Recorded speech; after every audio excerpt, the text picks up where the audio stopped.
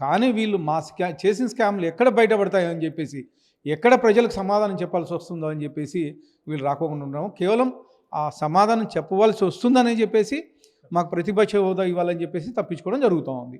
Sir, ముఖ్యంగా మన జిల్లా మంత్రి అయినటువంటి పయ్యావుల కేశవ్ గారు ప్రవేశపెట్టినటువంటి ఏదైతే ఉందో బడ్జెట్ అనేది ఎలా ఉండదు? మీ కూటమి ప్రభుత్వం అయితే అద్భుతంగా ఉంది అంటున్నారు, బయట నాయకులు అయితే మాత్రం పెదవి విరుస్తున్నారు. దీని మీద ఏం చెప్పారు? ఖచ్చితంగా అండి. ఇదేంటంటే మన అనంతపూర్ జిల్లా వాసి, మన అనంతపూర్ మంత్రివర్యులు పయ్యావుల కేశవ్ గారు మూడోసారి బడ్జెట్ ప్రవేశపెట్టడం జరిగింది. ఈ ఘనత అనంతపురానికి ఫస్ట్ టైం, అనంతపురం జిల్లాకు ఫస్ట్ టైం రావడం జరిగింది. ఎందుకంటే మూడోసారి బడ్జెట్ పెట్టడం జరిగింది. దాదాపు 3 లక్షల కోట్లకు పైగా ఈరోజు బడ్జెట్ ప్రవేశపెట్టడం జరిగింది. అది మన జిల్లా వాసికి దక్కడం అనేది నిజంగా చాలా అదృష్టంగా భావిస్తున్నాను.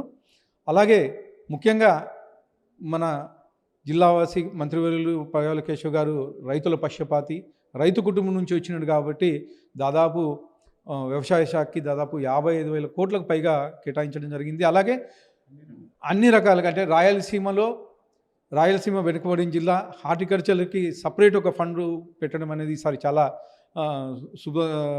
సూచికం.